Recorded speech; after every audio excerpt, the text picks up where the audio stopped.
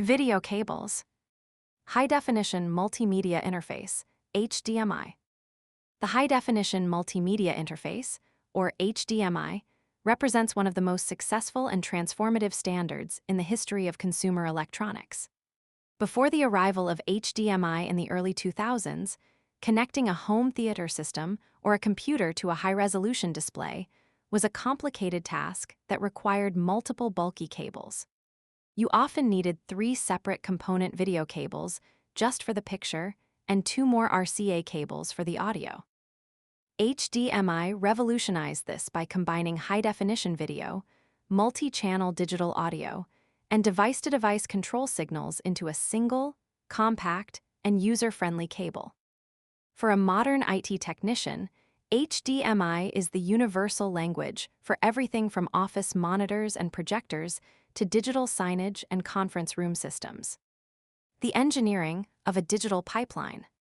To understand how HDMI works, we must look at how it moves data. Unlike older analog cables that sent varying electrical voltages to represent colors, HDMI is a purely digital interface. It uses a technology called Transition Minimized Differential Signaling, or TMDS. This is a sophisticated method of transmitting data that minimizes the number of electrical transitions on the wire, which significantly reduces electromagnetic interference and allows the signal to travel longer distances without degradation. Inside a standard HDMI cable, there are 19 individual wires. 3 of these wires are dedicated TMDS data channels that carry the red, green, and blue color information. A 4th channel carries the clock signal, which keeps the sender and the receiver perfectly synchronized. This digital nature is why an HDMI signal is usually all or nothing. You either have a perfect, crystal clear picture, or you have no picture at all. Unlike old television sets that would get snowy or ghosted when the signal was weak, HDMI doesn't suffer from traditional analog distortion.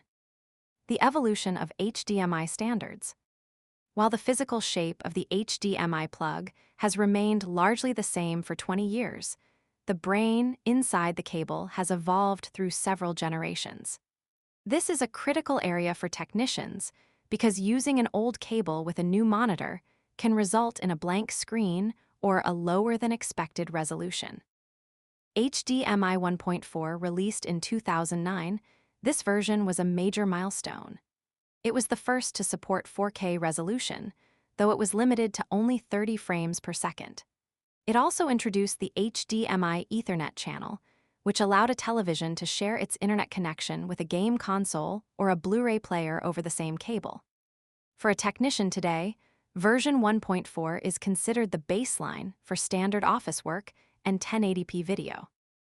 HDMI 2.0, this version, often called HDMI UHD, was designed to keep up with the demands of modern entertainment. It increased the bandwidth from 10 gigabits to 18 gigabits per second. This extra room allowed for 4K video at a much smoother 60 frames per second.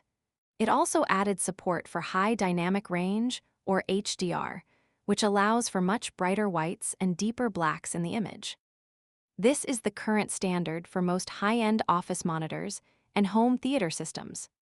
HDMI 2.1, this is the newest and most powerful version, offering a massive leap to 48 gigabits per second. It is designed for the future of gaming and professional video, supporting 8K resolution at 60 frames per second or 4K resolution at an incredibly smooth 120 frames per second. It also introduced a feature called variable refresh rate, or VRR, which is essential for modern gamers because it allows the monitor to perfectly match the speed of the computer's graphics card, eliminating screen tearing or stuttering. Understanding HDMI connector types. Although the standard rectangular plug is what we see most often, the HDMI specification actually defines 5 different connector types, 3 of which a technician will encounter in the field. Type A, standard HDMI, this is the full-size connector found on the back of almost every desktop computer, television, and projector. It is a 19-pin connector with a distinct D shape that ensures it can only be plugged in one way. It is designed to be sturdy enough for permanent installations behind a desk or a wall-mounted TV. Type-C, mini HDMI. As laptops and tablets became thinner, the standard Type-A plug became too bulky to fit into the chassis. The mini HDMI connector was created as a smaller, more streamlined version. It still contains all 19 pins and offers the exact same performance as the larger version, but it is roughly half the size. Technicians often carry mini to standard adapters to connect modern thin and light laptops to older conference room projectors. Type D, micro HDMI. This is the smallest of the family, about the size of a micro USB connector. It is commonly found on very small portable devices like digital cameras, GoPro action cameras, and some smartphones. Because the pins are so tiny and close together, micro HDMI cables are much more fragile than their larger counterparts. A technician should handle these with care, as a slight bend in the connector can easily break the internal pins. Specialized HDMI features, ARC and CEC. HDMI does more than just move video and audio. It acts as a control network for your entire media system.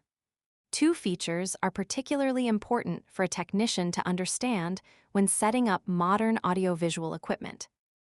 RC, or audio return channel. Historically, if you had a television and a soundbar, you needed one cable to send video to the TV and a second optical cable to send the sound back to the soundbar. Audio return channel allows the HDMI cable to work in both directions. The TV can send its audio backwards down the cable to the soundbar. This simplifies setup and ensures that no matter what you are watching, whether it's cable TV or a built-in app like Netflix, the sound always goes to the high-quality speakers. CEC, or Consumer Electronics Control. Have you ever noticed that when you turn on your PlayStation or a Blu-ray player, your television automatically turns on and switches to the correct input? That is CEC at work. It allows devices connected via HDMI to send simple commands to each other over the 19th pin of the cable. For a technician, this is a great convenience, but it can also be a source of frustration if devices start turning each other on and off at the wrong times. Most professional displays allow you to disable CEC in the settings if it causes conflicts in a conference room environment. Cable length and signal quality. One common misconception is that all HDMI cables are the same and that spending more money on a premium cable is a waste. While it is true that a $5 cable and a $50 cable will look identical over a short distance, the quality of the cable matters immensely as the length increases. Standard copper HDMI cables generally struggle once they go beyond 15 to 20 feet. Because the digital pulses are traveling at such high frequencies, they begin to lose their sharpness due to electrical resistance. This can lead to sparkles in the image or a total loss of signal. For long runs, such as a cable running through a ceiling to a projector, technicians must use active HDMI cables, which have a small chip in the connector to boost the signal, or optical HDMI cables, which convert the electrical signal into light to travel up to 100 feet without any loss in quality. By understanding the bandwidth limits of each version, the physical differences between connector types, and the capabilities of features like RC and CEC, a technician can ensure that any display system they install is functional, reliable, and capable of the highest possible performance.